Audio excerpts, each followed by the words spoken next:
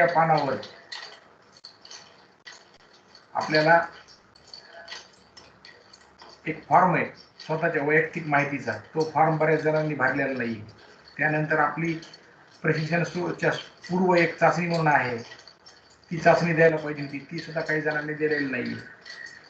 त्याच्यानंतर आता हे जे प्रशिक्षणाचा हा शेवटचा वर्ग आहे आपला आताचा 11 ते 1 दरम्यानचा, हा झाल्यानंतर आपल्याला प्रशिक्षण उत्तर एक चाचणी आहे, परीक्षा आहे, ती त्याच्यावर ऑनलाईन देऊन सबमिट करायची. आणि हे जे 3 पिरियड झाले, एक ॲग्रॉनॉमीच्या प्रॅक्टिसेस बाबतीत, दुसरा शेतीशाळेच्या बाबतीत, आणि तिसरा आजचा जो IPM कीड व रोगाच्या बाबतीमध्ये होणार आहे, हे झाल्यानंतर त्याचे फीडबॅक फॉर्म एक आहे, फीडबॅक फॉर्म एक भरून द्यावा. एक 5 मिनिटामध्ये ट्रेनिंग सुरू होणार आहे.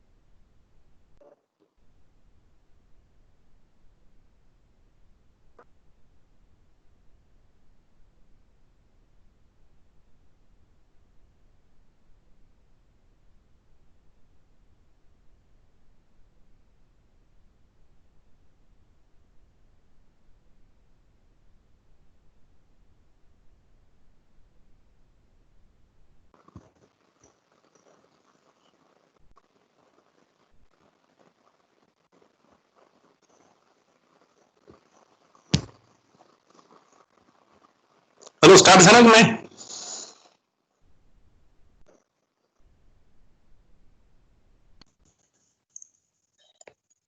सर जॉईन होत आहेत, जॉईन होत आहेत.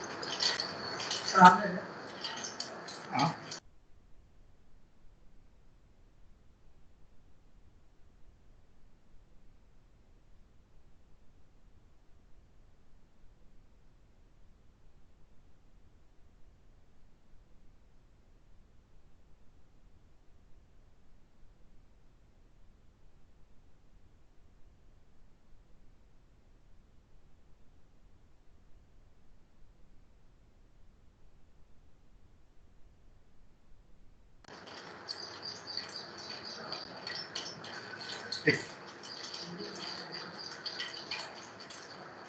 5 मिनिटांमध्ये सुरू होईल. हॅलो सिसोदिया बोलतो मी,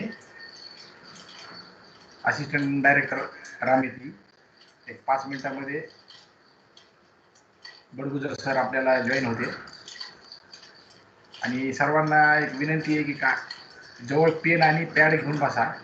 काही प्रश्न वगैरे असतील तर नंतर सरांची पूर्ण ट्रेनिंग संपल्यानंतर मग त्यांना आपल्याला जे काही अडचणी असतील ते विचारा. आणि या उपरही जर समजा आपल्याला आता मी काल गेलंच नाही का? नाही का सकाळी येता येता गेलो. अच्छा, नाही मी म्हणलं कालच गेलता. काय झाले? म्हणला का फोन केला? नंबर लावलेला आहे. हा. नंबर लागलेला आहे. म्हणजे झालं. हॅलो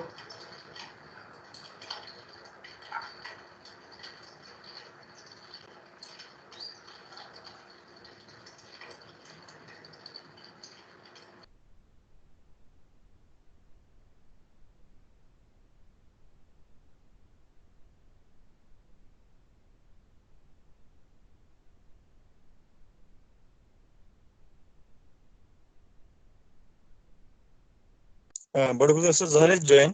सिसोदिया साहेब व्हिडिओ बरं, येईल ते झाले? 2 मिनिट. बरं स्क्रीनवर येते ना आता. चालतं. हां sir welcome. Badgujar sir welcome. आवाज वेलकम. नमस्कार. वेलकम. नमस्कार सर. नमस्कार. थोडं पाठीमाग जास्त प्रकाश झाल्यामुळं चेहरा हा, करतोय एकच हा. पाठीमाग काही खिडकी का? हा, ते काच आहे. हा, काचेमुळे ते त्याच्यात हे आले. मागचं बॅकग्राऊंड बदलतात. ठीक आहे. हो चालते ठीक आहे. ओके चालते सुरू करू मग सर. हा चालेल. हा चालते. रामेती औरंगाबादच्या वतीने मी डॉक्टर आनंद बडगुजर सरांचे स्वागत करतो. तसंच आपले जे प्रशिक्षणार्थी जॉईन झाले त्यांचं सुद्धा मी स्वागत करतो. आपल्याला आज फक्त 3 जिल्ह्याचेच प्रशिक्षणार्थी आहेत. एक कुठले इथं?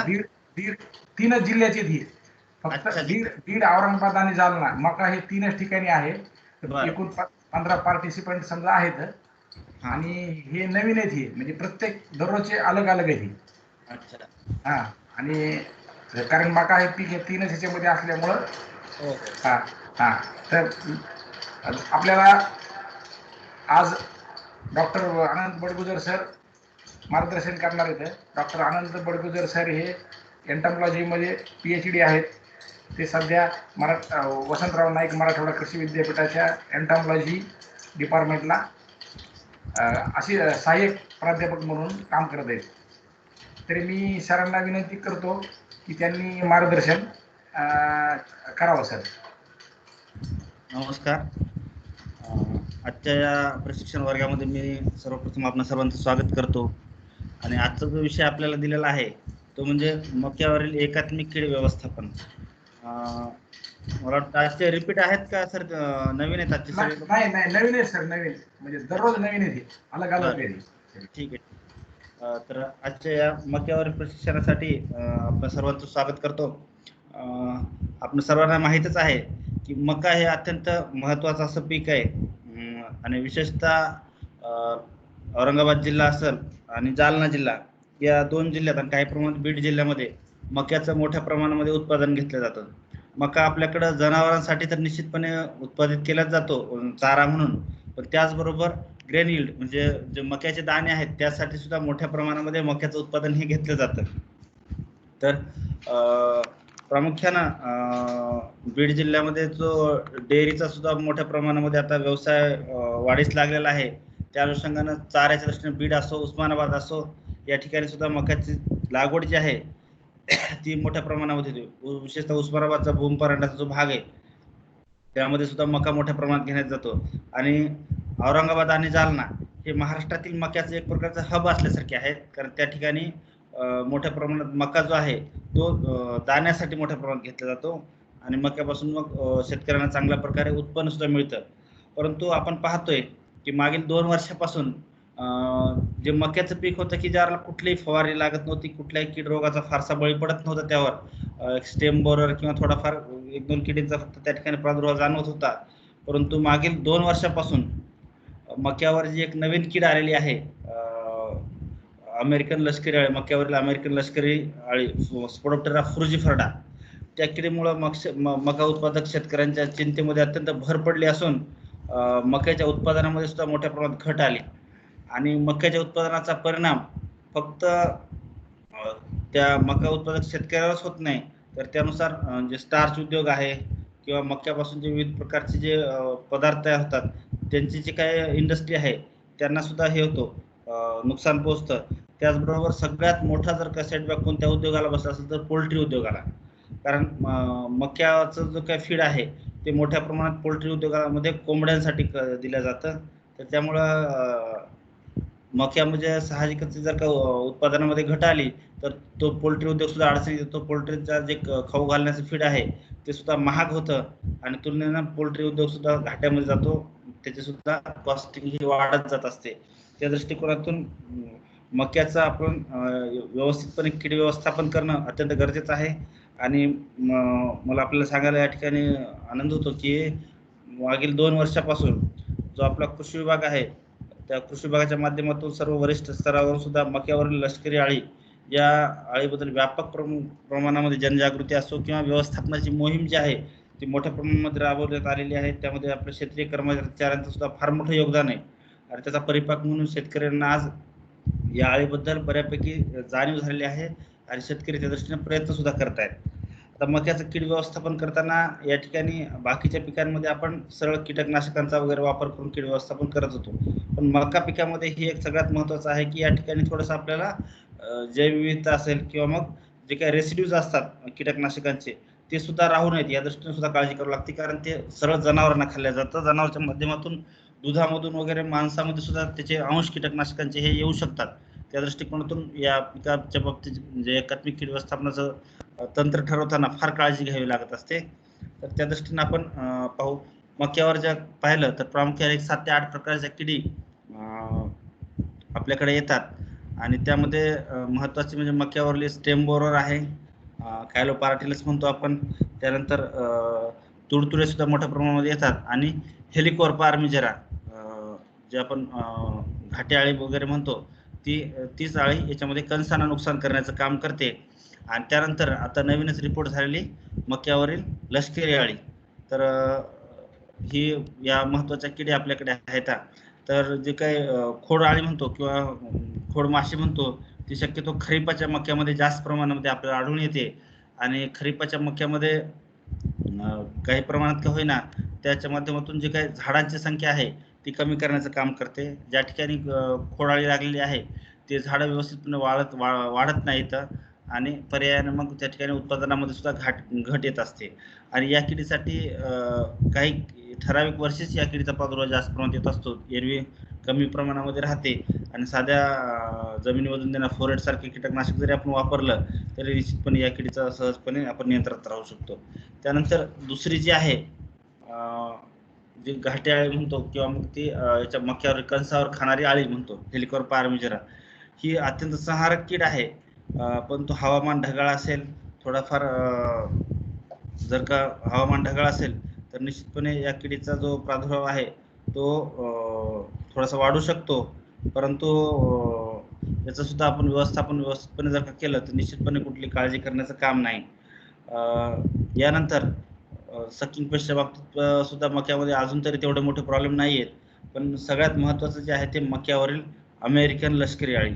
या किडीनं अक्षरशः भारतामध्ये विशेषतः महाराष्ट्र आणि कर्नाटक या 2 राज्यांमध्ये अक्षरशः मका उत्पादक शेतकऱ्यांच्या चिंतेमध्ये अत्यंत भर टाकलेली आहे.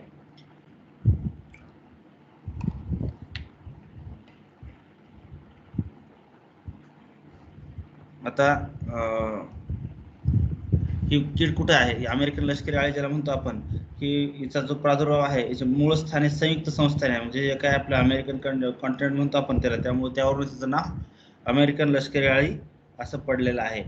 सध्या ही कीड संयुक्त संस्थाने तसेच अर्जेंटिना या उत्तर दक्षिण अमेरिका खंडातील देशांमध्ये सुद्धा मोठ्या प्रमाणामध्ये आढळून येते.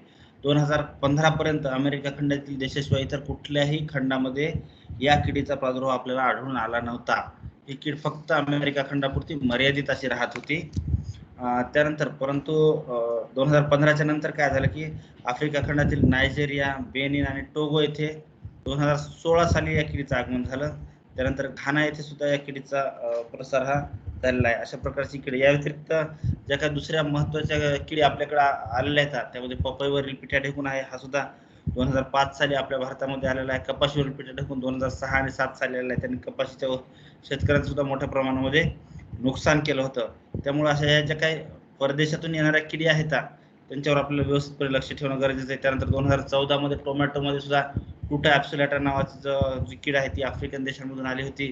आणि त्यानंतर आता 2017 मध्ये ही कीड आपल्याकडं आली. 2018 मध्ये आपल्याकडे रिपोर्ट झाली सुरुवातीला कर्नाटकमध्ये. त्यानंतर गादमाशी आहे, मी आता सांगितल्याप्रमाणे टोमॅटो लीफ अँड टुटा ॲब्सोलेटा 2014 मध्ये आपल्याकडे आली. त्यानंतर स्पायरल व्हाईट फ्लाय म्हणून एक कीड आहे, ती सुद्धा 2017 मध्ये आपल्याकडे आलेली आहे. अशा विविध प्रकारच्या किडी ह्या आपल्याकडं परदेशातून आलेल्या आहेत. याला जैवविविधता म्हणतील, वातावरणातील बदल म्हणता येईल आपल्याला, किंवा मग आपली जी काही क्वारंटाईन सिस्टीम आहे त्याच्यामध्ये जे काही लूप होल्स राहतील त्याच्या माध्यमातून सुद्धा या किडी आपल्याकडं प्रवेश करतात. आणि 2018 मध्ये ही मक्यावरील लष्करी अळी ही कीड आपल्याकडं हिनं प्रवेश केला आणि प्रवेश केल्यानंतरच हिनं आपलं बसताना एवढा व्यापक प्रमाणात बसलं आणि इथल्या वातावरणाशी एवढ्या सहजपणे समरस झाली की याची आता आपल्याला नियंत्रण मिळवता फार परेशानी होत आहे. आपण पाहतोय की जेव्हा मक्यावरील लष्करी अळी मोठ्या प्रमाणामध्ये आपल्याकडे आली तेव्हा अक्षरशः शेतकऱ्यांमध्ये सुद्धा मोठ्या प्रमाणात चिंता व्यक्त केली जात होती की बाबा एवढ्या मोठ्या प्रमाणात अळी आतापर्यंत कधी आलेलं नाही, मका पीक कुठं फवारायचं असतं का, आता मका राहील का नाही. त्या दृष्टिकोनातून काही वृत्तपत्रामधून सुद्धा मोठ्या प्रमाणामध्ये याला प्रसिद्धी देण्यात आली होती. त्या दृष्टीने आपण विविध ठिकाणी भेटी दिल्या, कृषी विद्यापीठ असो किंवा कृषी विभागाच्या माध्यमातून प्रत्येक ठिकाणी आपण जे शक्य असेल तिथे गेलो. त्यानंतर याची स्थानिक वृत्तपत्रांव्यतिरिक्त जे देश पातळीवर आंतरराष्ट्रीय पातळीवर सुद्धा जे काही नावाजलेले वृत्तपत्र आहेत त्यांनी सुद्धा या किडीची दखल घेऊन त्यावेळेस सुद्धा या किडीच्या प्रादुर्भावाबद्दल फार त्याला जे आपले कव्हरेज आहे त्यामध्ये सुद्धा या किडीला स्थान दिलं होतं. इंडियन एक्सप्रेस असेल, टेलिग्राफ असेल, तैवान इंग्लिश, म्हणजे आंतरराष्ट्रीय स्तरावर सुद्धा फार या किडीचं महत्त्व असल्यामुळं पूर्णतः सगळ्या देशांनी यासाठी एक प्रकारे व्यापक मोहीम राबवली होती. फक्त एकच, सध्याची जी काही आपली कोविडच्या साथीसाठी आपण सध्या माणसामध्ये आलेल्या कोविडच्या साथीला आपण ज्या प्रमाणात आपण लक्ष देतोय अगदी त्याच प्रमाणात मक्याच्या संदर्भातील या लष्करी अळीचा सुद्धा प्रादुर्भाव असल्यामुळं त्यावेळेस सुद्धा तशाच प्रकारची व्यापक प्रमाणात मोहीम ही राबवण्यात येत होते. आता या अळीचा नेमका मका पिकावर कसा परिणाम होतो तर साधारणतः जर का पाहिलं तर उत्पादनामध्ये 60% घट या एकट्या किडीमुळे येऊ शकते. त्यानंतर उत्पादन खर्चात निश्चितपणे वाढ होणार, कारण मका पिकामध्ये आपण पाहतोय की फवारण्या फारशा लागत नव्हत्या. एखादी फवारणी केली तर ठीक आहे, किंवा फवारण्याची गरज सुद्धा नव्हती पडत. आणि त्याच वेळेस जर का या किडीसाठी 3 किंवा 4 स्प्रे, ते पण साध्या न करता क्लोरांट्रानिप्रोल असेल, ॲम्प्लिगो असेल किंवा अलिका असेल, अशासारख्या महागड्या कीटकनाशकांचे जर का फवारण्या घ्याव्या लागत होत्या, त्याचबरोबर मजुरांचा खर्च आहे आणि होणारे उत्पादनात घट, त्यामुळे साहजिकच आहे की उत्पादन खर्च सुद्धा मोठ्या प्रमाणामध्ये वाढतो आणि त्यामुळे उत्पादनात सुद्धा मोठ्या प्रमाणात घट येते. त्यानंतर जर का या किडीनं नुकसानग्रस्त केलेलं हे असेल तर बियाणे उपलब्धतेवर सुद्धा परिणाम होतो, कारण बियाणे बीजोत्पादनाचे जे काही प्रक्षेत्र असतात त्यावर मोठ्या प्रमाणात नुकसान होतं. त्यानंतर दाणे व्यवस्थितपणे भरत नाहीत, भरलेल्या दाण्याची सुद्धा जी काही क्वालिटी पाहिजे आपल्याला, गुणवत्ता, ती सुद्धा व्यवस्थितपणे राहत नाही. त्यामुळे बियाणे उपलब्धतेवर सुद्धा याचा फार मोठा परिणाम होतो. आणि विशेषतः अशी किडग्रस्त जर का दाणे असतील तर या किडग्रस्त दाण्यांना कुठल्याही प्रकारे बाहेरच्या मार्केटमध्ये राहत नाही. मोठ्या प्रमाणामध्ये मका हा निर्यात होत असतो, बाय प्रोडक्टचे निर्यात होत असतात.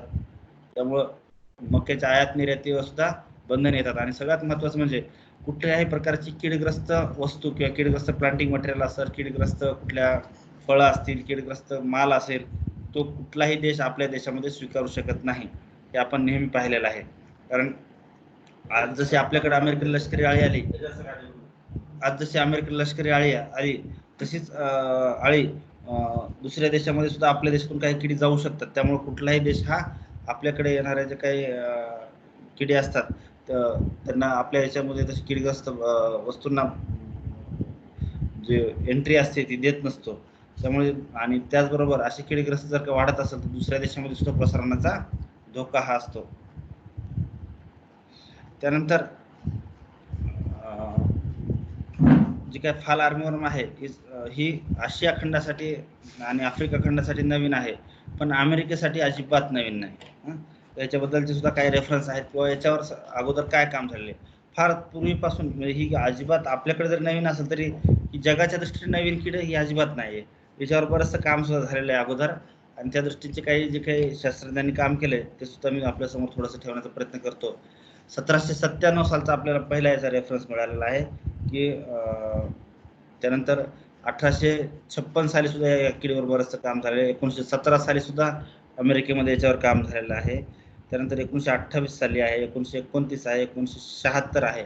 असं विविध याच्यामध्ये म्हणजे फार पूर्वीपासून या किडीवर काम झालेलं आहे. फक्त ही आपल्याकडच्या वातावरणात नवीन आल्यामुळे आपल्यासाठी थोडीशी नवीन वाटते. आता पाहूया या किडीचा प्रसार जगभरात कसा झाला. आता आपण जर का पाहिलं तर ही कीड प्रामुख्याने कुठं राहायची, जो काय अमेरिका खंडातील जे देश आहेत त्यामध्ये संयुक्त संस्थाने आहेत आणि अर्जेंटिना आहे. तसेच दक्षिण अमेरिका खंडातील देश, हे दक्षिण अमेरिका खंडातील देश याच्यामध्ये फार पूर्वीपासून ही कीड होती. त्यानंतर 2015 पर्यंत अमेरिका खंडाशिवाय याचा कुठल्याही प्रकारे प्रादुर्भाव आढळून आला नव्हता. फक्त एवढ्या भागामध्ये ही कीड राहिल्या जायची. परंतु नंतर काय झालं की या किडीचा जो प्रसार आहे तो हा अमेरिका खंडामधून येऊन परत हा आफ्रिका खंडामध्ये ही किडीनं प्रवेश केला. यामध्ये आफ्रिका खंडातील नायजेरिया, त्यानंतर बेनिन, टोनो आणि घाना इथे 2016-17 पर्यंत या लष्करी आळीनं आपलं बस्तान पूर्णतः बसून या ठिकाणी मोठ्या प्रमाणामध्ये नुकसान करण्याचं काम केलं. त्यानंतर ही कीड आफ्रिका खंडापुरती सीमित अजिबात राहिली नाही. तर त्या ठिकाणापासून सुद्धा नंतर या किडीनं आफ्रिकेमध्ये आपला मोर्चा जो आहे तो वळवला. त्यामध्ये या आफ्रिका खंडामधून अशी इथं अमेरिका खंडामध्ये ही कीड परत पुढे गेली. त्यानंतर आफ्रिका खंडामधून युरोप खंडामध्ये गेली आणि त्याचबरोबर आफ्रिका खंडामधून परत आशिया खंडामध्ये सुद्धा या किडीनं प्रवेश केला. तर आणि आशिया खंडामध्ये सर्वप्रथम भारतामध्ये या किडीनं 2018 मध्ये दक्षिण कर्नाटकातील जो काही जिल्हा शिवमोगा म्हणून एक जिल्हा आहे त्या जिल्ह्यामध्ये मका पिकावर या किडीचा प्रादुर्भाव हा आपल्याला आढळून आला होता. लेक्चर चालू. या आळीचा जो काय प्रादुर्भाव आहे तो जाणून आला होता. त्यानंतर साधारणतः भारतामध्ये तर प्रवेश केला. त्यानंतर भारतातून परत चीनमध्ये सुद्धा या किडीचा प्रादुर्भाव झालेला आहे. त्यानंतर आपल्याकडचा जर का विचार केला तर मराठवाड्यामध्ये सप्टेंबरमध्ये नांदेड जिल्ह्यामध्ये या किडीचा सर्वात प्रथम आपल्याला मक्यावर मोठ्या प्रमाणात हा आढळून आला होता. त्यानंतर महाराष्ट्रातील इतर जिल्ह्यामध्ये देखील ही कीड आढळून येत आहे. यामध्ये प्रामुख्याने जे काही मका उत्पादक जिल्हे आहेत त्यामध्ये या किडीचा प्रादुर्भाव होता. त्यानंतर ही कीड फक्त मका पिकावरच प्रवेश न करता मका, ज्वारी, ऊस, त्यानंतर जेवढे काही तृणधान्य आहेत त्या सगळ्या पिकांवर या किडीचा प्रादुर्भाव हा मोठ्या प्रमाणामध्ये आढळून येत होता. आता आपण पाहतोय या किडीसाठी जो प्रसार झाला होता त्या प्रसारामध्ये फक्त दक्षिण अमेरिकेतील खंड, उत्तर अमेरिकेतील काही भाग आणि आफ्रिका खंड, भारत, त्यानंतर चीनचा काही भाग, म्यानमार, बांगलादेश वगैरे आणि ऑस्ट्रेलिया हा जो पिवळ्या याच्यामध्ये जो दिसतोय तो फक्त या किडीसाठी सुटेबल असा भाग किंवा सुटेबल वातावरण म्हणून हे गणल्या जायचं. त्यानंतर 2016 साली फक्त एवढ्या भागामध्ये असणारी कीड होती. 17 मध्ये आफ्रिका खंडाचा पूर्ण भाग त्यांनी व्यापलेला आहे. त्यानंतर 18 मध्ये आफ्रिका खंड पूर्ण व्यापून भारतामध्ये पूर्ण प्रवेश केलेला आहे. भारतामधले फक्त जम्मू काश्मीर, राजस्थानचा काही भाग तेवढाच आणि पंजाब एवढ्याच भागामध्ये फक्त सोडला, बाकी सगळं भारत, बांगलादेश. 2019 मध्ये भारत आहे, चायना आहे, त्यानंतर हे छोटे छोटे जे देश आहेत आपल्या आजूबाजूचे, श्रीलंका आहे, या सगळ्या देशांमध्ये या किडीचा प्रादुर्भाव पूर्णतः झालेला आहे. हे सुद्धा याचा भारतामधील जो प्रवेश आहे त्या संदर्भातल्या तारखासहित या ठिकाणी ग्राफिकल रिप्रेझेंटेशन दिलेले आहे. त्यानंतर आता ही प्रमुख कीड आहे. आपण पाहतो की आपण एक आर्थिक नुकसानीच्या पातळीचा कन्सेप्ट जो आहे तो सुद्धा आपण पाहिलेला आहे. तर त्याच्यामध्ये एक लक्षात आलेले आहे की कुठलीही नवीन आलेली कीड असो किंवा ज्या दुय्यम किडी असतात त्या बऱ्याचदा मुख्य कीड म्हणून कधी प्रवेश करतात ते पाहतो आपण. जर आर्थिक नुकसानीच्या पातळीच्या वर कीड जात असेल तर तेव्हाच जर का आपण इथं उपाययोजना केल्या म्हणजे ती ही जी कीड आहे ती EIL म्हणजे नुकसानीची पातळी जिला म्हणतो आपण तिच्यापर्यंत जात नाही. आर्थिक नुकसानीच्या पातळीच्या वेळेसच त्याचं व्यवस्थापन होणं गरजेचं असतं, जेणेकरून की आपलं व्यवस्थापन जे आहे ते व्यवस्थितपणे त्या ठिकाणी फायदेशीर ठरतं. आणि एकदा का ह्या EIL ज्याला म्हणतो आपण आर्थिक नुकसानीच्या पातळीला जर का ही कीड गेली तर मात्र जे काही आपण व्यवस्थापन किती जरी केलं तरी उत्पादनामध्ये घट येते आणि व्यवस्थापनाच्या उपाय झालेला जो खर्च असतो व्यर्थ ठरतो. त्या दृष्टिकोनातून या किडीचं जे काही व्यवस्थापन आहे ते हिला नुकसानीची पातळी जी आहे तिथपर्यंत न जाता आर्थिक नुकसानीच्या पातळीपर्यंतच रोखून खाली धरणं आपल्यासाठी गरजेचं आहे.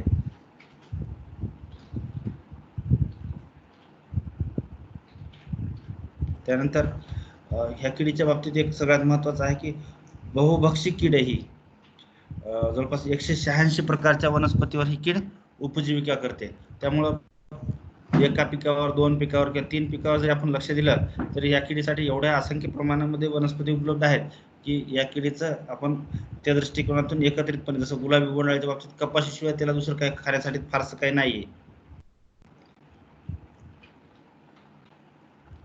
त्यामुळे आपण कपाशीचा थोडासा कंट्रोल, कपाशीच्या क्षेत्रामध्ये जो काही ब्रेक असतो त्याची लाईफ सायकल तोडण्यासाठीचा तो जरी केला त्या ठिकाणी तरी ती कीड आटोक्यामध्ये राहते. परंतु या किडीला एवढ्या मोठ्या प्रमाणात वनस्पती उपलब्ध आहेत की ही कीड सहजासहजी कंट्रोल होत नाही. आणि आपल्याकडे विशेषतः जे महत्त्वाचे तृणधान्य पिके आहेत आणि चारा पिके आहेत यांनाच प्रामुख्याने या किडीनं भक्ष्य बनवल्यामुळे आपल्याकडे याच्या अन्नधान्य उत्पादनाचा प्रश्न निर्माण होऊ शकतो. त्याचबरोबर चाऱ्याचा सुद्धा मोठ्या प्रमाणामध्ये जो प्रश्न आहे तो या किडीमुळे निर्माण होऊ शकतो. याच्यामध्ये मका, ज्वारी, ऊस, भात, गहू इत्यादी तृणधान्य पिकांना ही कीड प्राधान्य देते. त्यानंतर तृणधान्या व्यतिरिक्त चवळी आहे, भुईमुग आहे, सोयाबीन सारखं महत्त्वाचं पीक आपल्याकडच्या भागामधलं आहे, कापूस आहे, बटाटा आहे, यावरही या किडीची नोंद ही झालेली आहे. त्यानंतर सगळ्यात महत्त्वाचं म्हणजे या किडीचा प्रसार होण्याचा वेग हा प्रचंड असा वेग आहे. ही कीड काय अशी हळूहळू प्रसार होत नाही किंवा फार वेळ लागत नाही याला. आपण पाहिलंय की अवघ्या 2 ते 3 वर्षामध्ये अख्ख्या जगाला या किडीने व्यापलेला आहे. मग हिचा प्रसार भारतासारख्या देशामध्ये फार मोठ्या प्रमाणात होऊ शकतो. त्यामुळं साधारणतः पतंग अंडी देण्या अगोदर 500 किलोमीटर पर्यंत प्रवास जाऊ शकतात. व वाऱ्याचा वेग अनुकूल जर असेल तर साधारणतः 30 तासामध्ये 1600 किमी पर्यंत सुद्धा गेल्याची नोंद आहे. त्यावरून या किडीचा प्रसाराचा वेग सुद्धा आपल्याला लक्षात येतो. अक्षरशः पूर्ण समुद्र ओलांडून जर काही कीड पसरू शकते तर आपल्याकडचा जो भूभाग आहे त्यावर सहजपणे सर्वत्र पसरलेली आहे किंवा आता पसरलेली आहे.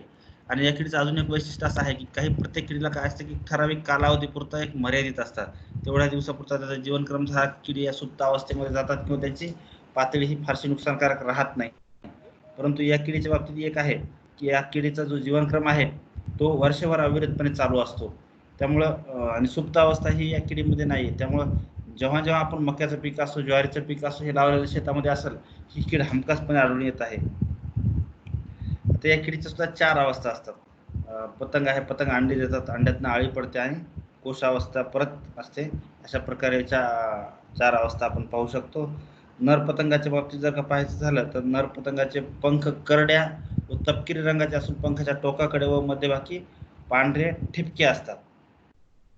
त्यानंतर आपण पाहतो पांढरे ठिपके. त्यानंतर मादी पतंगाच्या समोरचे पंख पूर्णपणे करड्या रंगाचे असतात, त्यावर कुठल्या प्रकारचे टिपके वगैरे नसतात. त्यानंतर नर मादी पतंगाचे मागील पंख चमकदार पांढरे असतात. आपण हे पाहतोय, हा नर पतंग आहे आणि हा मादी पतंग आहे, हा नर पतंग आहे.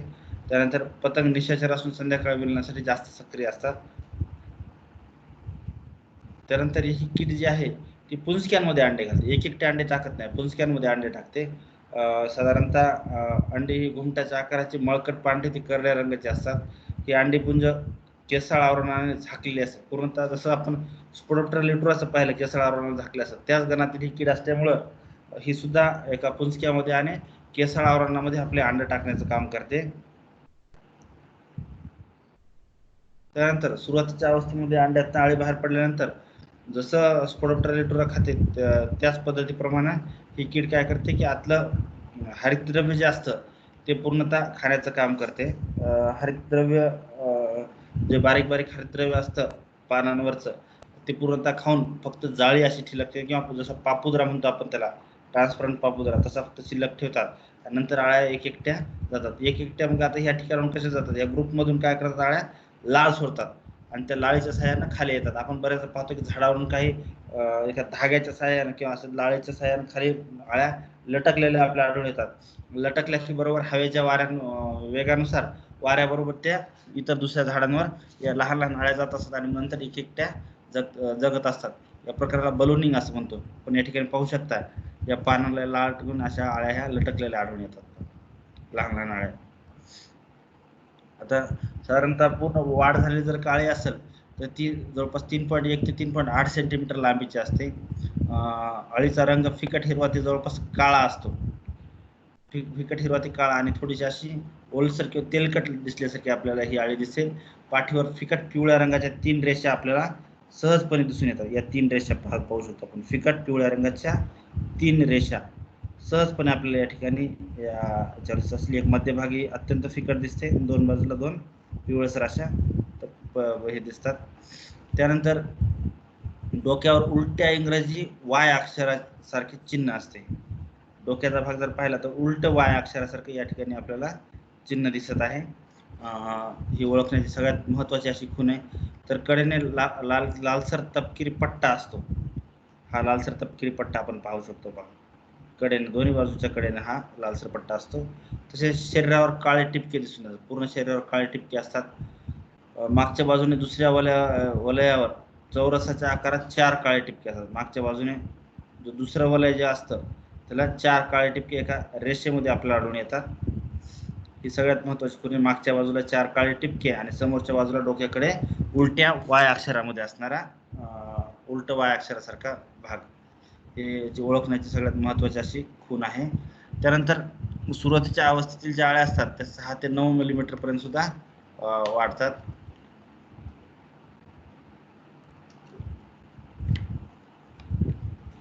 त्यानंतर हळूहळू अळीची वाढ तर होतच असते, त्याचबरोबर थोडेसे कलर मध्ये सुद्धा स्थित्यंतर आपल्याला दिसून येतात. सुरुवातीला पांढुरकी किंवा हिरवट दिसते, नंतर पूर्णतः तपकिरी रंगाची अळी होऊन जाते, काळपट किंवा तपकिरी.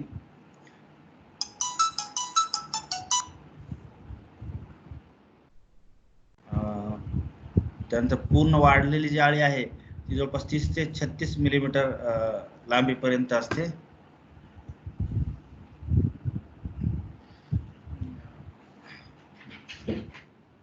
नंतर कोश हे सुरुवातीला हिरवट असून नंतर लालसर तपकिरी रंगाचे असतात. हा कोश पाहतो आपण सुरुवातीला हिरवट रंगाचा असतो. त्यानंतर ही कीड कोशावस्था ही मातीच्या वेष्टनामध्ये जाऊन देते. आता आजूबाजूला मातीचं पूर्ण वेष्टन तयार करते, त्यामध्ये ही कीड कोश देण्याचं काम करत असते. मग आता ही कीड जी आहे एवढी संहारक आहे तर ही नुकसान कशा प्रकारे करते आपण पाहू शकतो की कीड जी आहे ती सुरुवातीला काय करते, पानातील हरितद्रव्य खाण्याचं काम करते. पानातील हरितद्रव्य खाल्ल्याच्या नंतर पानाची पूर्णतः जाळी करते, पानाला छिद्र आपल्याला आढळून येतात. त्यानंतर पानाचा हिरवा भाग पूर्णतः खरवडून खाते. त्यामुळे पानावर पांढरे चट्टे आपल्याला दिसतात. हे सहजपणे आपण ओळखू शकतो, पानावर पांढरे चट्टे. त्यानंतर मोठ्या अळ्या पाने कुरतडून खातात. त्या मोठ्या अळ्यांनी पाणी कुरतडल्यामुळे असे छिद्र दिसतात आपल्याला. आणि अळी पोंग्यामध्ये नंतर पोंग्यामध्ये जाते. पोंग्यामध्ये आत शिरून खाते. त्यानंतर जे काही कोवळा पोंगा असतो त्याला सुद्धा छिद्र करण्याचं काम करते. आणि अळीची विष्ठा सुद्धा आपल्याला या ठिकाणी अळी गेल्यात सगळ्यात मोठं जर का ओळखायचं असेल तर पोंग्यामध्ये अळीची विष्ठा दिसली समजायचं या पोंग्यामध्ये अळी ही 100% आहे. या किडीच्या प्रादुर्भावामुळे जवळपास 30 ते 60% पर्यंत सुद्धा उत्पादनावर घट येऊ शकते. ही अशा प्रकारे पोंग्यामध्ये जाऊन सुद्धा ही आतमध्ये खाण्याचं काम करते. वाढणारा जो पोंगा आहे त्यालाच खाऊन टाकल्यामुळे जो पोंगा आहे तो व्यवस्थितपणे वाढत नाही आणि मग झाडाची वाढ सुद्धा खुंटत राहते. त्यानंतर ही कीड पोंगी आहे आजूबाजूचं सगळ्या जे काही मक्याचं पीक आहे किंवा ज्वारी आहे त्याला सुद्धा खाण्याचं काम करते. आणि शक्यतो रात्रीच्या वेळेला जमिनीत वगैरे जात असते.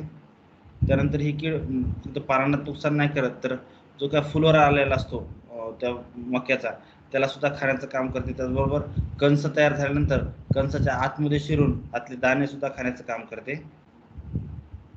हे अशा पद्धतीप्रमाणे लहान अवस्थेपासून ते शेवटच्या स्टेजपर्यंत सगळ्या प्रकारच्या याच्यामध्ये ही किडीची नोंद ही झालेली आहे मका पिकावर. त्यानंतर ऊसामध्ये सुद्धा अशा प्रकारे नुकसान झालेलं आपल्याला येईल. ऊसाशिवाय मूग आहे, कापूस आहे, या पिकावर सुद्धा या अळीचा प्रादुर्भाव आपल्याला दिसून आलेला आहे. आता याचा जीवनक्रम पाहणं गरजेचं आहे. आम्ही मगाशी सांगितल्याप्रमाणे मादी पतंग हा पानावर पुंजक्याने अंडी घालते. एका पुंजक्यात 100 ते 200 अंडी असतात आणि एक मादी 800 ते 1200 पर्यंत अंडी घालते. म्हणजे अंड्यातून 2 ते 3 दिवसात अळ्या बाहेर निघतात. अळीची वाढ ही 14 ते 30 दिवसात पूर्ण होते व जमिनीमध्ये कोशावस्थेमध्ये जाते. या अळीचा जो काय आहे तो पूर्ण वाढ झाल्याच्या नंतर अळी ही जमिनीमध्ये जाते आणि कोशावस्थेत जाते. कोशावस्था जवळपास 9 ते 12 दिवसांची असते. त्यानंतर कोशातून पतंग बाहेर पडतात. पतंग जवळपास 7 ते 12 दिवस जगतात. अशा प्रकारे 32 ते 46 दिवसांमध्ये एक जीवनक्रम हा पूर्ण होत असतो. म्हणजे साधारणतः 1 ते 1.5 महिन्यामध्ये पूर्णपणे एक जीवनक्रम जो आहे तो पूर्ण होत असतो. त्यानंतर या किडीमध्ये विशेषतः वातावरणातील अजैविक घटकांचा काय परिणाम होऊ शकतो. साधारणतः 8.7 सेंटीमीटर वाढीसाठी कमीत कमी तापमान लागते. या किडीच्या बाबतीत पावसाळ्यामध्ये सर्वात जास्त पतंग आढळून येतात. ओलिता खालील पिकामध्ये या किडीचा कमी प्रादुर्भाव आपल्याला आढळून येतो कारण कोशावस्था ही जमिनीमध्ये असते. ओलिता खालील पिकं असल्यास जमीन ओली होत असल्यामुळे काय होतं की आतमध्ये कोश व्यवस्थितपणे हवा नसल्यामुळे जमिनीत कोशावस्था वाढत नाहीत. त्यामुळे ओलिता खालील पिकामध्ये याचा कमी प्रादुर्भाव आपल्याला दिसून येतो. त्यानंतर 75 डिग्री सेंटीमीटर जवळपास वाढीसाठी सर्वोत्तम तापमान असतं आणि 39.2 सेंटीमीटर हे या तापमानापर्यंत ही कीड राहू शकते. म्हणजे 8.7 सेंटीमीटरच्या खाली जर तापमान गेलं तरी या किडीची संख्या कमी होते आणि 39 डिग्रीच्या वर गेलं तरी या किडीची संख्याही कमी होऊ शकते. आणि 25 डिग्री सेंटीमीटर या किडीसाठी सगळ्यात चांगलं तापमान आहे. आणि नेमकं 25 डिग्री सेंटीग्रेड तापमान आपल्याकडे साधारणतः हिवाळ्याचा जो भाग असतो मका पीक मोठ्या प्रमाणामध्ये आपल्याकडे घेतलेलं असतं त्यावेळेस हे तापमान आपल्याकडे असल्यामुळे या किडीसाठी आपल्याला थोडंसं जास्त प्रमाणात आहे. आणि 25 ते 30 डिग्री तापमानाला या किडीचा खाण्याचा वेग सुद्धा प्रचंडपणे वाढलेला असतो. आणि जसं तापमान वाढत गेल्यास किडीचा वाढीचा कालावधी सुद्धा हा वाढत असतो. मग आता या किडीचं व्यवस्थापन कसं करायचं त्यासाठी सुद्धा आपल्याला एकात्मिक व्यवस्थापनाचं तंत्र जे आहे ते थोडंसं समजून घेणं गरजेचं आहे. त्या तंत्राप्रमाणे आपल्याला जे काय या किडीचं व्यवस्थापन आहे ते करावं लागणार आहे. सुरुवातीलाच मी सांगितल्याप्रमाणे मशागती पद्धतीचा या ठिकाणी अवलंब करावा लागणार आहे. हंगाम संपल्यानंतर जे काही पिकाचे अवशेष असतील त्याची वेचून किंवा त्यामध्ये मेंढ्या सोडून वगैरे किंवा जनावरं चारून त्या पिकाच्या अवशेषांची विल्हेवाट लावणं हे गरजेचं असतं. कारण त्याच्या माध्यमातून सुद्धा मोठ्या प्रमाणामध्ये सुप्त अवस्थेतील किडी ज्या असतात त्या राहत असतात. त्यानंतर जमिनीची खोल नांगरट करणं गरजेचं. मी मगाशी सांगितलं की ही कीड रात्रीला सुद्धा जमिनीमध्ये बऱ्याच आढळून येते किंवा पोंग्यामध्ये असते किंवा आणि कोश जे असतात ते सुद्धा जमिनीमध्ये असतात. त्यामुळे जमिनीतील कोश प्रखर सूर्यप्रकाशाच्या उष्णतेने मरून जातील किंवा पक्षी सुद्धा वेचून खातील त्यासाठी नांगरट करणं गरजेचं आहे. हे एकात्मिक कीड व्यवस्थापनाचं पहिलं आणि मूलभूत असं तंत्र आहे.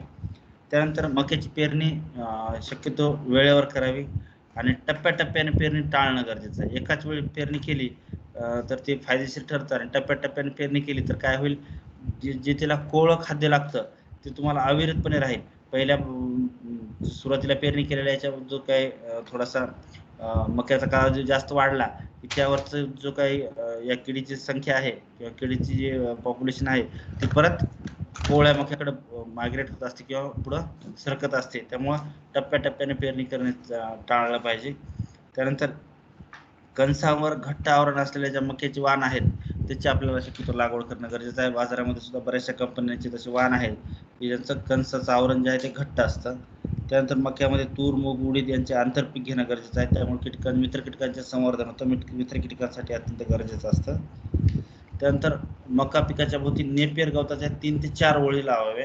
हे गवत सापळा पीक म्हणून कार्य करतं, कारण मका पिकावर येण्याच्या अगोदर ही कीड जी आहे ती या नेपियर गवतावर सुरुवातीला अटॅक करत असते किंवा प्रादुर्भाव होत असतो. त्याच वेळी जर का आपण या नेपियर गवताला फवारणीच्या माध्यमातून म्हणा जर का यावरची कीड नियंत्रणात आणू शकलो तर पुढे आपल्या मुख्य पिकाला नुकसान होणार नाही. त्यामुळं सापळा पीक म्हणून नेपियर गवताचा आपण या ठिकाणी अवलंब केलेला आहे. तसेच या ठिकाणी जर का नेपियर गवतावर प्रादुर्भाव आढळून आला तर पास्ट निंबोळी अर्का आझाडिरेक्टिन आहे किंवा एखादं कीटकनाशक सुद्धा आपण वापरू शकतो. फक्त या ठिकाणी काळजी घेणं गरजेचं आहे. कीटकनाशक फवारलेलं नेपियर गवत ज्या ते नंतर जनावराला टाकायचं नाही. त्यानंतर मका पिकाची वेळेवर कुळपणी खुरपणी करणं गरजेचं आहे. जेवढी आंतरमशागत किंवा कुळपणी खुरपणी करू तेवढं त्या ठिकाणी जमिनीत असणारे कोष किंवा अळ्यांना आपण नुकसान पोहोचू आणि शेत सुद्धा तणमुक्त ठेवणं गरजेचं आहे. त्याचबरोबर रासायनिक खतांचा अतिरेकी वापर टाळायचा. विशेषतः नत्रयुक्त खतांचा अतिरेकी वापर जर का असेल तर निश्चितपणे ते कीड वाढीसाठी पोषक ठरतं. त्यामुळे या रासायनिक खतांचा सुद्धा आपल्याला संतुलित वापर करणं गरजेचं आहे. त्यानंतर या किडीच्या नियंत्रणासाठी सगळ्यात महत्त्वाचं म्हणजे काय भौतिक पद्धती सुद्धा परिणामकारक दिसून आलेल्या आहेत. विशेषतः सगळ्यात परिणामकारक पद्धत आहे, कारण मका पिकामध्ये सहजासहजी आपण फवारणी करू शकत नाही. मका पिकामध्ये एकदा वाढली की फवारणी करणं सुद्धा जिक्रीचं जातं.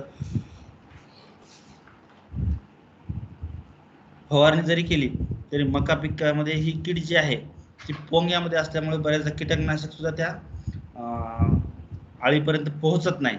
त्यामुळे यासाठी एक उपाय असा आहे की पीक 30 दिवसापर्यंत असलं बारीक वाळू घ्यायची. बारीक वाळू व चुन्याचे 9:1 प्रमाण, म्हणजे वाळूचं प्रमाण 9%, 9 भाग आणि 1 भाग हा चुना या प्रमाणात एकत्र करून पोंग्यामध्ये थोडं थोडं टाकायचे. या ठिकाणी फक्त एक काळजी घेणं गरजेचं आहे की जर का चुन्याचं प्रमाण एका भागापेक्षा जास्त झालं त्या ठिकाणी जो पोंगा आहे तो सुकण्याची जास्त दाट शक्यता असते. त्यामुळे चुन्याचं जे प्रमाण आहे ते या प्रमाणापेक्षा जास्त होऊ नये याची काळजी घेणं गरजेचं आहे. मग आता हे काम कसं करतं तर जी बारीक वाळू असते त्यामुळं काय होईल की या अळीचं शरीर फार मृदू असतं किंवा फार गुळगुळीत असतं आणि थोडा जरी त्या वाळूचा स्पर्श झाला, वाळू टणक असल्यामुळे तिच्या शरीराला छिद्र पडतात किंवा जखम होते आणि त्या जखमेवर चुना जर का त्या ठिकाणी लागला गेला तर जखम ही चिकदळते, अळी त्या ठिकाणी मारल्या जाते. अशा पद्धतीनं ही एक चांगल्या प्रकारे एक भौतिक उपाययोजना या किडीच्या नियंत्रणासाठी आहे आणि ती परिणामकारक सुद्धा सिद्ध होत आहे. त्यानंतर यांत्रिक पद्धतीमध्ये सगळ्यात महत्त्वाचं आहे की अंडीपुंज समूहातील लहान आळ्या आणि मोठ्या आळ्या हाताने वेचून रॉकेल मिश्रित पाण्यात टाकून नष्ट करणं सुद्धा गरजेचं आहे. आपण पाहतो की ही कीड जी आहे ती अंडे जे कसे अंडीपुंजच्या स्वरूपामध्ये येते, ती म्हणजे 150-200 अंडे एकाच याच्यामध्ये आपल्याला आढळून येतात. आणि तसे अंडीपुंज जर का काढू शकलो तर आपण एका याच्यामध्ये 200 आळ्या ह्या सहजपणे मारू शकतो. त्याचबरोबर सुरुवातीच्या लहान आळ्या सुद्धा समूहाने राहत असल्यामुळे तसे पानं सुद्धा आपण काढून टाकू शकतो. त्यानंतर सर्वेक्षणासाठी 5 कामगंध सापळे प्रति एकरी लावणं गरजेचं आहे. सामूहिकरित्या मोठ्या प्रमाणात नरपतंग आकर्षित करून मारणं गरजेचं आहे. त्यानंतर त्यासाठी 15 कामगंध सापळे प्रति एकरी लावतात. आपण मॉनिटरिंगसाठी काय करतो, प्रति हेक्टरी 5 कामगंध सापळे लागतो. ते फक्त कशासाठी आहे तर कीड यायली का नाही हे पाहण्यासाठी लावतो आपण.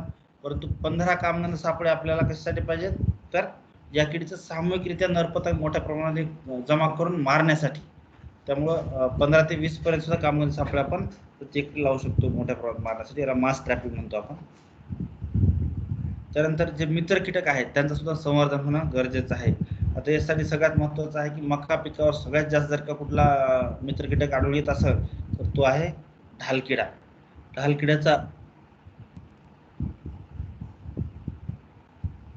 ढालकिड्याचं प्रौढ व अळी लष्करी अळीची अंडी व अळी अवस्था या पूर्णपणे लहान अळी अवस्था जी असते त्यांना खाण्याचं काम करतो. अगदी निघालेल्या निवडणट लार्वी जे असतात त्यांना खाण्याचं काम करतो. त्यामुळे ही जी ढालकिडीची अळी आहे ती आणि अशा प्रकारचे प्रौढ जर का आपल्या मका पिकामध्ये दिसत असेल त्यांचं सुद्धा संवर्धन करणं गरजेचं आहे. त्या ठिकाणी रासायनिक कीटकनाशक फवारणी घ्यायची नाही.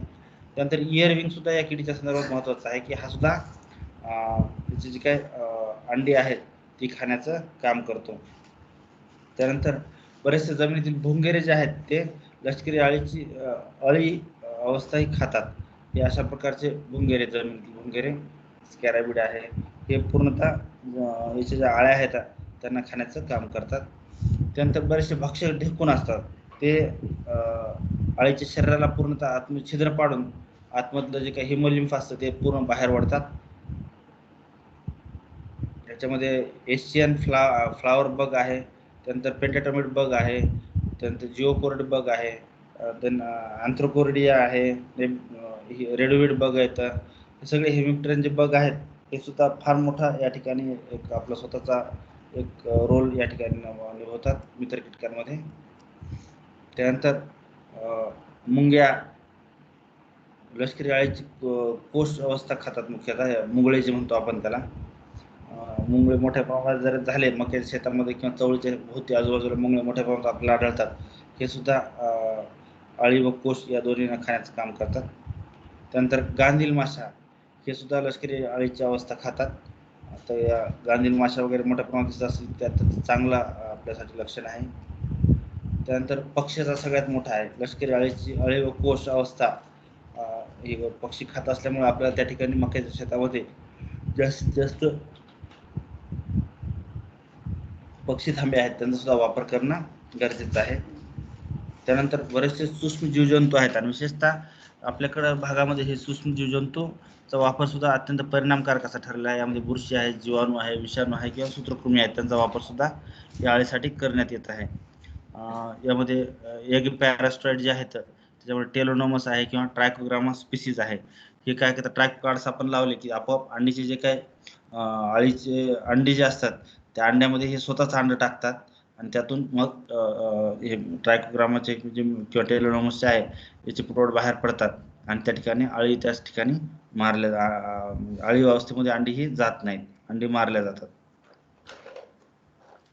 त्यानंतर इतरही काय कॅम्पुलिटिस आहे याच्या माध्यमातून सुद्धा. त्यानंतर इचमोनिडी वॅस्प आहे, हे सुद्धा मित्र कीटक परिणामकारक आहेत. इचमोनिडी जे आहे ते लार्वा आणि प्युपामध्ये अंडी टाकण्याचं काम करतं. तर कॅम्पुलिटिस जे आहेत ते काय करतात की अळीमध्ये आपले स्वतःच अंड टाकतात, त्या ठिकाणी अळी मारल्या जाते आणि कॅम्पुलिटिस बाहेर पडतात.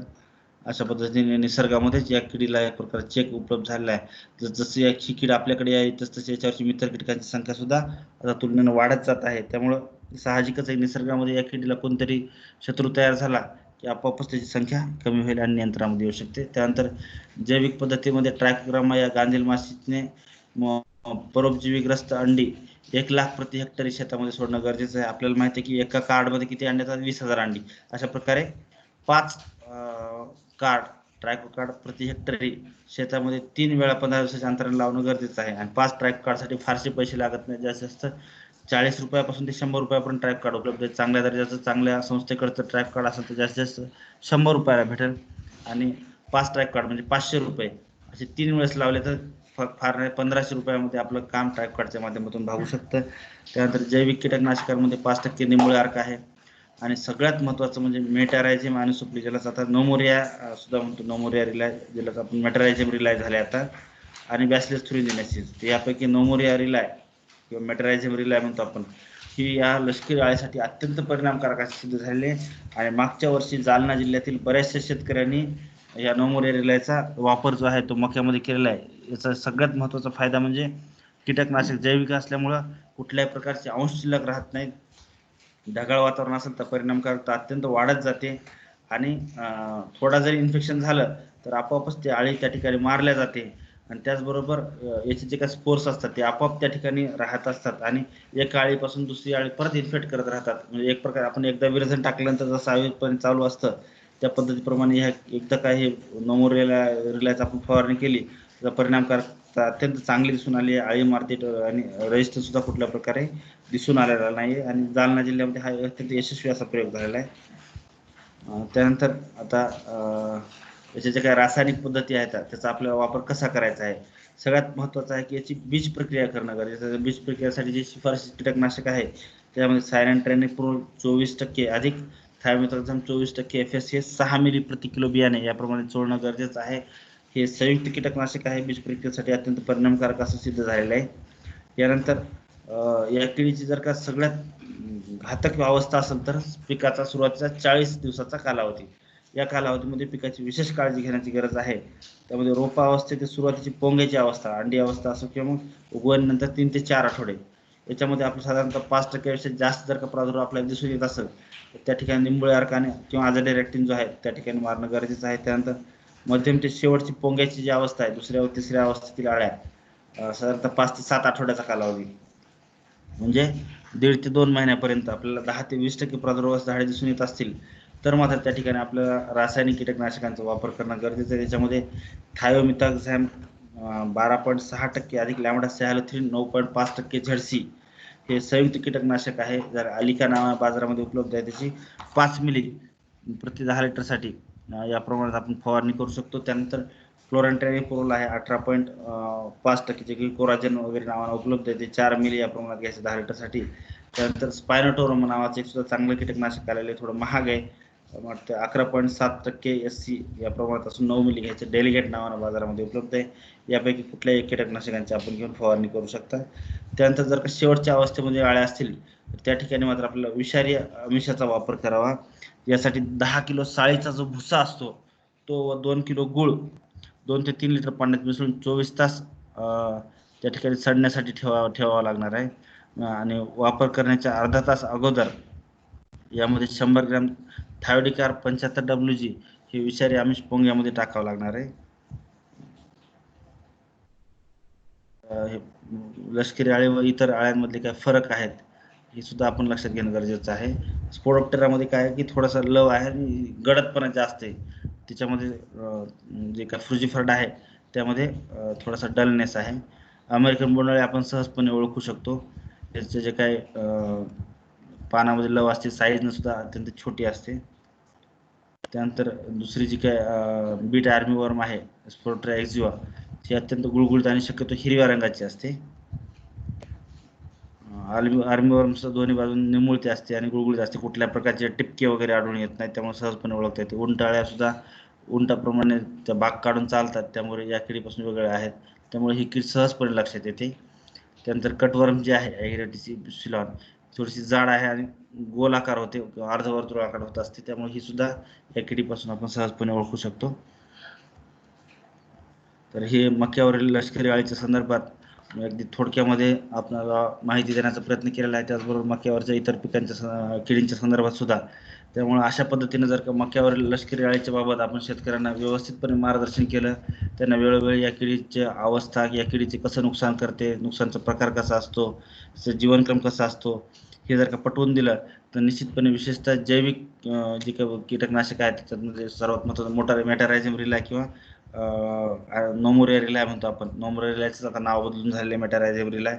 याचा आपण जर का वापर परिणामकारकरित्या जर चांगल्या प्रकारे करू शकलो तर निश्चित प्रकारे मक्यावरची जी काही किडीची ही समस्या आहे ही आपण निश्चितपणे चांगल्या प्रकारे हाताळून शेतकऱ्याचं सुद्धा नुकसान होऊ देणार नाहीत. हेच आपल्याला आपल्या मार्फत जे काही पुढे प्रशिक्षण होणार आहेत त्यामधून हा संदेश आपण देऊ शकाल अशी अपेक्षा व्यक्त करतो आणि या ठिकाणी थांबतो. धन्यवाद. कुणाला काही प्रश्न असतील तर प्लीज विचारा.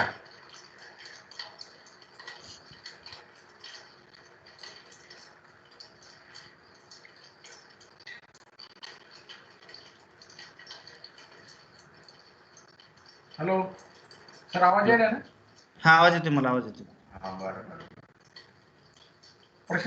प्रश्नावरतीला विनंती आहे की काही जर प्रश्न असतील आपले तर सरांना विचारा.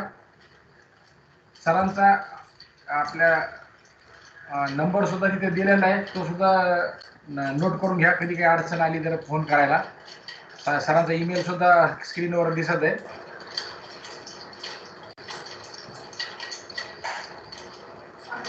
हॅलो, प्रश्न प्रश्न आहेत का?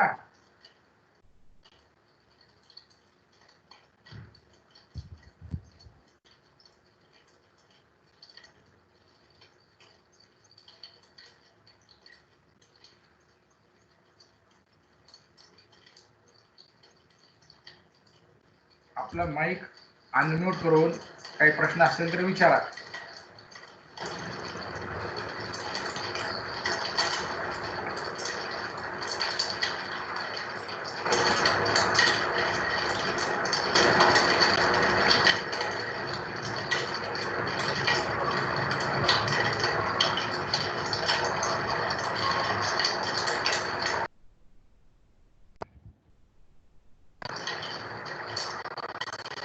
आपले आपले प्रश्न नाहीत असं समजून मग आपण इथं थांबू.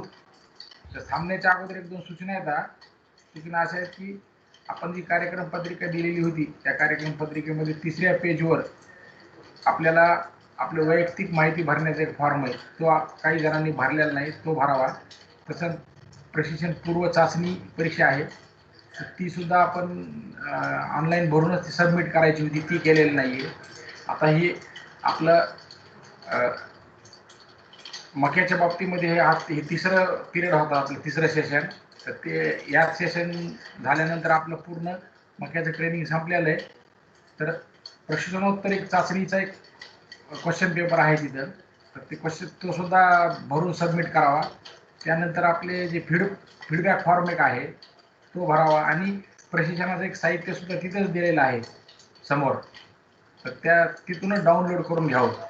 आणि या उपरही जर आता जरी प्रश्न नसतील, नंतरही तुम्हाला काही वाटलं व आपल्याला कुठल्या एखाद्या विषयामध्ये आणखी माहितीची गरज आहे, तर आपल्या व्हॉट्सअप ग्रुपवर आपण जर टाकलं की एका विशिष्ट विषयाबद्दल आम्हाला माहिती द्यावी किंवा असंच एखादा ट्रेनिंग क्लास घ्यावा, तरी आपण ती अरेंज करू.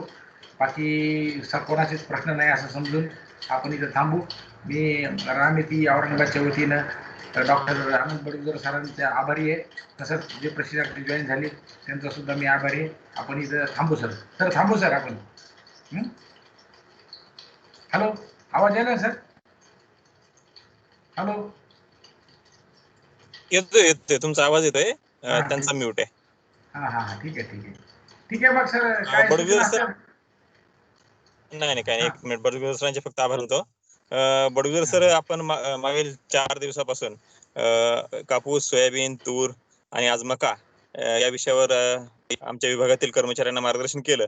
आपण अत्यंत व्यस्त कार्यक्रमातून वेळ काढला त्याबद्दल आपले रामती औरंगाबादच्या वतीनं परत एकदा मी आभार मानतो. आणि असंच कीड नियंत्रणाविषयी वेळोवेळी आपलं मार्गदर्शन आम्हाला लाभेल अशी अपेक्षा व्यक्त करतो.